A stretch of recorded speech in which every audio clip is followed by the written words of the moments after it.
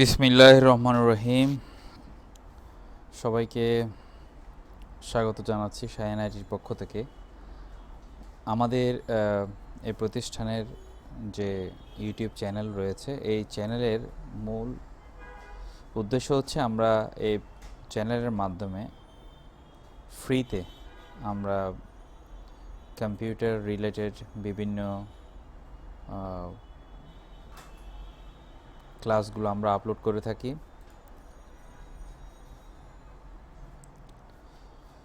প্রিয় ভিউয়ার, আমরা আমাদের আজকের পর্ব হচ্ছে মাইক্রোসফট অফিস। আজকে আমরা মাইক্রোসফট ওয়ার্ড শুরু করব। আমাদের এটি একটি সিরিজ প্রোগ্রাম থাকবে।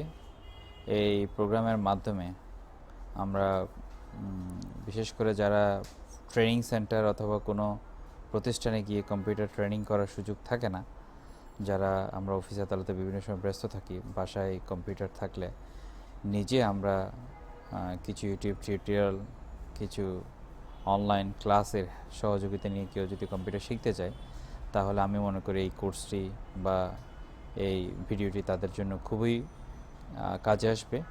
সেই হিসেবে আমাদের এই প্রয়াস।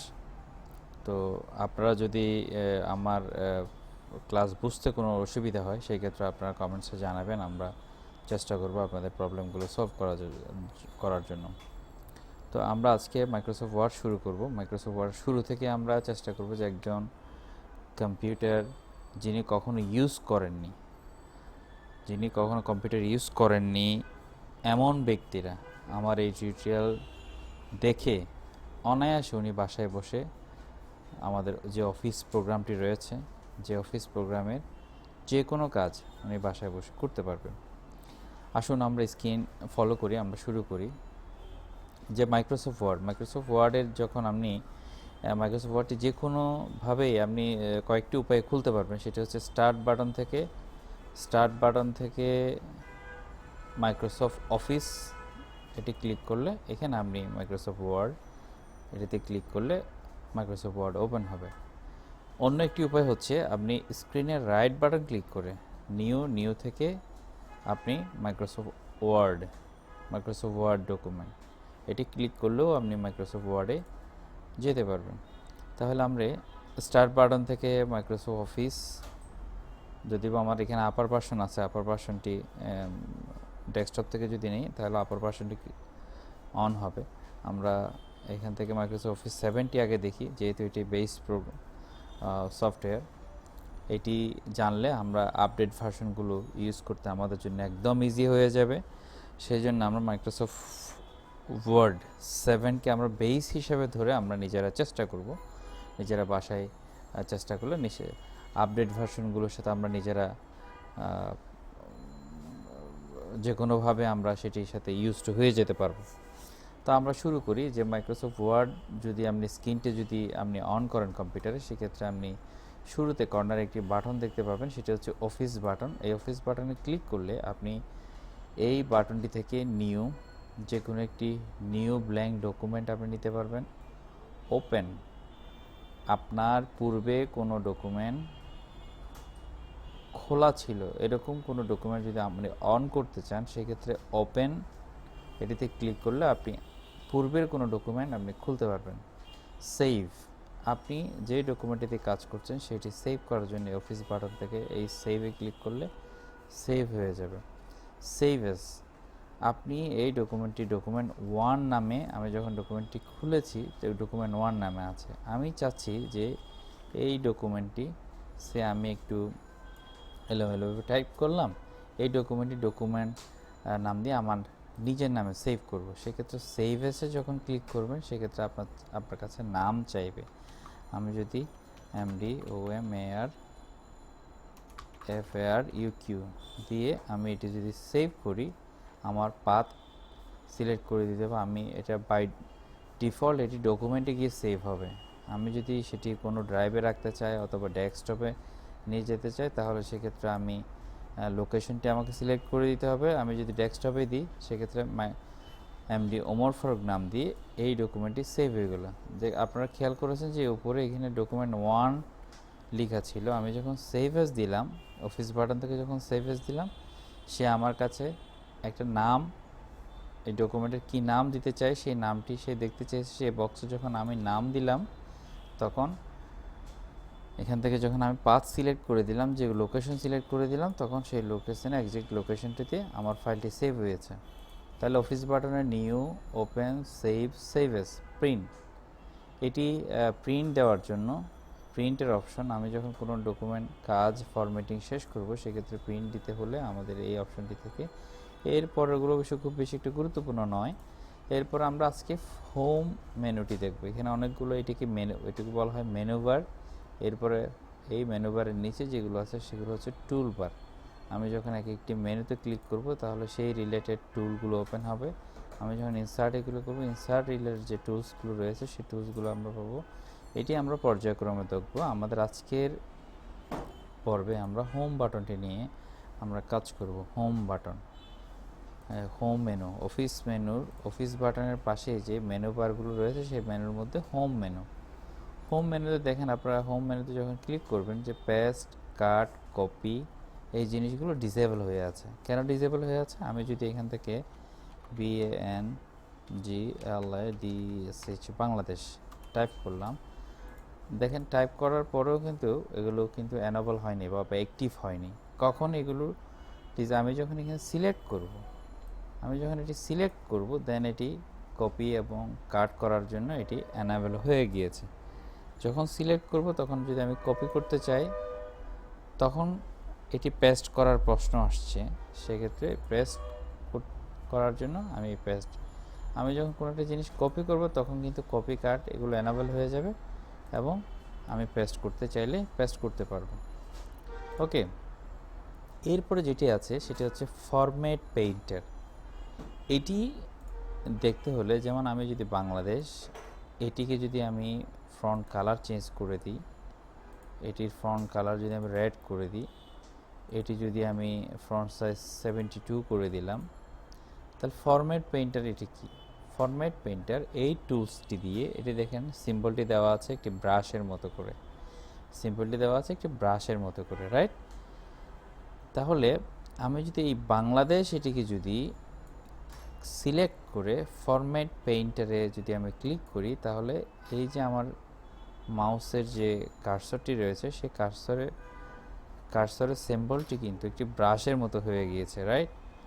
তাহলে এই ব্রাশ দিয়ে যদি নিচের যে দুটো বাংলাদেশ লেখা সেটি যদি ড্র করে দিই, তাহলে অবিকল আমার আগের যে বাংলাদেশ লেখার যে কালার এবং যে ফ্রন্ট সাইজ ছিল, অটোমেটিক আমি নিচের দুটো বাংলাদেশে কিন্তু একই কালার এবং একই ফ্রন্ট স্টাইল আমি ইফেক্ট দিতে পেরেছি। তাহলে আমার ফরম্যাট পেইন্টার এটি দিয়ে আমরা একই ধরনের ফরম্যাটিং আমরা অন্যান্য টেক্সটের মধ্যে আমরা ইফেক্ট করতে পারি। ইন্ডিভিজুয়ালি আমরা সেটিকে ফরম্যাটিং না করে সেম ফরম্যাটিং যদি আমি একাধিক লাইন অথবা একাধিক ওয়ার্ড অথবা সেন্টেন্সে যদি ইফেক্ট দিতে চাই, সেক্ষেত্রে এই ফরম্যাট পেইন্টারটি খুবই কার্যকর। ওকে, আমি এটি একটু ফ্রন্ট সাইজ ছোট করে নিই। ওকে, এরপরে এটি গেল কাট, কপি, ফরম্যাট পেইন্টার, পেস্ট। আশা করি এটি আপনাদের কাছে ক্লিয়ার হয়েছে। এরপরে দেখেন, এরপরে বাংলাদেশ এটিকে যদি আমি ফ্রন্ট নেম, এই যে ফ্রন্ট নেম, টাইমের নিউ রোমান্স, এখানে অনেকগুলো ফ্রন্ট আছে। আমি যখন একটি অফিস প্রোগ্রাম যখন ইনস্টল করি তখন বাই ডিফল্ট অফিস এই প্যাকেজের সাথে অনেকগুলো ফ্রন্ট দিয়ে দেয়। এই অ্যাপ্লিকেশন সফটওয়্যারটির সাথে অনেকগুলো ফ্রন্ট দিয়ে দেয়। আমি যদি এই বক্সটিতে, এটি হচ্ছে ফ্রন্ট, এখান থেকে ফ্রন্ট নেম চেঞ্জ করা যায়। ফ্রন্ট নেম চেঞ্জ করার জন্য এই ঘরটিতে ক্লিক করব। আমি যদি আমার লেখার ফ্রন্টটা চেঞ্জ করতে চাই, সেক্ষেত্রে এই ঘরটিতে ক্লিক করে আমি ফ্রন্টের নাম চেঞ্জ করতে পারি। আমি যদি চাই ফ্রন্টের সাইজ চেঞ্জ করব, সেক্ষেত্রে এই ফ্রন্ট নেমের পাশেই দেখেন নিউমেরিক ভ্যালু দিয়ে একটি ঘর দেওয়া আছে। ওকে, নিউমেরিক ভ্যালু দিয়ে ঘর দেওয়া আছে। এখানে বাই ডিফল্ট মিনিমাম ভ্যালু দেওয়া থাকে 8 এবং ম্যাক্সিমাম ভ্যালু দেওয়া থাকে 72। ওকে, এখন আমি যদি 72-র বেশি ফ্রন্ট সাইজ দিতে চাই, আমি 100 দিতে চাচ্ছি, সেক্ষেত্রে আমাকে সিলেক্ট করে এই বক্সে ম্যানুয়ালি লিখে দিতে হবে। সেক্ষেত্রে ম্যানুয়ালি যদি লিখে দিই সেক্ষেত্রে ফ্রন্ট সাইজটি আমার এক্সপেকটেশন অনুযায়ী হয়ে যাবে। আমি যদি চাই ফ্রন্ট সাইজ মিনিমাল ভ্যালু দেওয়া আছে 8, আমি যদি চাই 6 দিতে, সেক্ষেত্রে 6টি যদি আমি টাইপ করে দিই সেক্ষেত্রে অটোমেটিক 6 হয়ে যাবে। ওকে, এরপরে দেখেন ফ্রন্ট নেম, এর পাশে ফ্রন্ট সাইজ, এরপর নিচে দেখেন বোল্ড, ইটালিক, আন্ডারলাইন। ওকে, আমি এই যে কোনো একটি ওয়ার্ড, যে কোনো একটি সেন্টেন্স আমি সিলেক্ট করার পরে যদি আমি এই বি লিখা এই অপশনটিতে যদি এই টুলসটিতে যদি আমি ক্লিক করি তাহলে অটোমেটিক আমার টেক্সটটি বোল্ড হয়ে যাবে।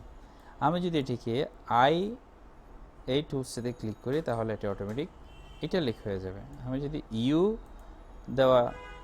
ইউ টুলসটাতে ক্লিক করি, বোল্ডটি আমার ওয়ার্ডটি এবং সেন্টেন্সটি আমার আন্ডারলাইন হয়ে যাবে। ওকে, এরপরে যে অপশনটি আছে স্ট্রিক থ্রু, এই অপশনটি আমি বিশেষ করে কোনো একটি টেক্সট, কোনো একটি লেখা কারেকশন করার ক্ষেত্রে এটি খুবই কার্যকর। যেমন কোনো অনেক বড় একটা লেখা, অনেক বড় একটা টেক্সট থেকে আমি কিছু ওয়ার্ড কারেকশন করতে চাচ্ছি, সেক্ষেত্রে আমাকে এই স্ট্রিক টু অথবা লেখার কোনো টেক্সটের কোনো ডিজাইন, এক্ষেত্রে স্ট্রিক টু ইউজ করা হয়। এরপরে দেখেন যে অপশনটি আছে সেটা হচ্ছে সাবস্ক্রিপ্ট সুপারস্ক্রিপ্ট। এটি হচ্ছে আমরা a square plus 2ab plus b square. Okay, আমি এ ধরনের একটি সূত্র যদি আমি লিখতে চাই, একটি ফর্মুলা, ম্যাথসের একটি ফর্মুলা যদি লিখতে চাই, সেক্ষেত্রে আমি সুপারস্ক্রিপ্ট ইউজ করব। ওকে, আমাকে যখন স্কোয়ার দিতে হবে, সেক্ষেত্রে আমি এই দুটি সিলেক্ট করে আমি যদি সুপারস্ক্রিপ্ট দিই তাহলে সেক্ষেত্রে এটি স্কোয়ারে পরিণত হয়ে যাবে। সাবস্ক্রিপ্ট দেওয়ার ক্ষেত্রে আমরা জানি যে অক্সিজেনের সংকেত অথবা পানির সংকেত, ঠিক আছে, অক্সিজেনের সংকেত অথবা পানির সংকেত দেওয়ার জন্য, ওকে, এই ধরনের সায়েন্টিফিক যদি কোনো সংকেত আমরা লিখতে চাই সেক্ষেত্রে সাবস্ক্রিপ্ট এই অপশনটি খুবই কার্যকরী। ওকে, আমি এটিকে আবার আমি একটু দেখাচ্ছি। নর্মালি আমি এটিকে টাইপ করেছি অ্যান্ড দেন এটিকে আমি সাবস্ক্রিপ্ট করব। 2টি সিলেক্ট করার পর আমি সাবস্ক্রিপ্ট অপশনে যখন ক্লিক করব তাহলে এটি অটোমেটিক সাবস্ক্রিপ্ট হয়ে যাবে। এরপর দেখেন পাশে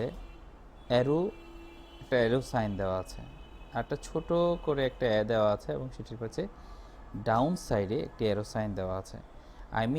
আপার সাইডে যে অ্যারো সাইনটি দেওয়া আছে এই এতে যদি ক্লিক করি, আমি কোনো একটা ফ্রন্ট সিলেক্ট করলাম, তাহলে আমাদের বুঝতে সুবিধা হবে। আমি যদি এটিকে দেখেন, আমি যখন এখানে আমার মাউসের কার্সার নিয়ে যাই সেক্ষেত্রে গ্রো ফ্রন্ট, আমি কিন্তু মাউসের কার্সার নিয়ে যাওয়ার সাথে সাথে আমাকে এটা ট্যাক্স শো করছে গ্রো ফ্রন্ট। আমি এটা লেখা দেখেই বুঝতে পারছি যে এই ফ্রন্টে যখন ক্লিক করছি তাহলে ফ্রন্টটা গ্রো হচ্ছে, ফ্রন্টটা বড় হচ্ছে। ওকে, পাশের অপশনটিতে যখন আমি ক্লিক করব শ্রিং ফ্রন্ট, এটিতে ক্লিক করার সাথে সাথে ফ্রন্টটি ছোট হয়ে যাচ্ছে, শ্রিং ছোট হয়ে যাচ্ছে। পাশেরটিতে ক্লিক করে ফ্রন্টটি বড় হবে। তাহলে আমার আজকের এই অপশনগুলো যে কাট, কপি, পেস্ট, ফর্ম পেইন্টের, ফ্রন্টের নেম চেঞ্জ করা, ফ্রন্টের সাইজ চেঞ্জ করা, ওকে, এবং বোল্ড, ইটালিক, আন্ডারলাইন, এটি হচ্ছে যে আমি একবার ক্লিক করলে আন্ডারলাইন হবে, আরেকবার ক্লিক করলে আন্ডারলাইন উঠে যাবে, একবার ক্লিক করলে আন্ডারলাইন হবে, আরেকবার ক্লিক করলে আন্ডারলাইন উঠে যাবে, একবার ক্লিক করবে ইটালিক হবে, আরেকবার ক্লিক করবে ইটালিক ছেড়ে দেবে, একবার ক্লিক করবে বোল্ড হবে, আরেকবার ক্লিক করলে বোল্ড ছেড়ে দেবে। ওকে, তাহলে আমি আজকের পর্বটি আমি বেশ দীর্ঘায়িত করছি না।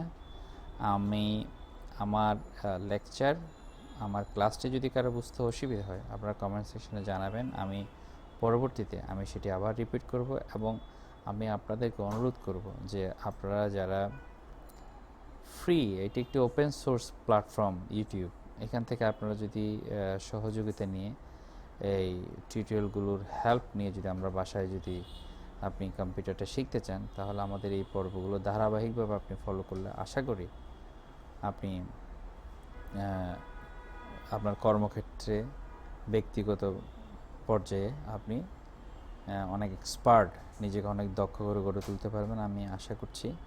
এবং আমাদের এই টিউটোরিয়ালগুলো যদি আপনাদের ভালো থাকে, আমাদের সায়ান আইটি এই চ্যানেলটি আপনারা সাবস্ক্রাইব করবেন, লাইক দিবেন, শেয়ার করবেন এবং অন্যান্যদেরকে এই বিষয়ে আপনি শেয়ার করে আপনি যদি জানান, তাহলে আরেকজন আপনার মাধ্যমে আরেকজন উপকৃত হবে।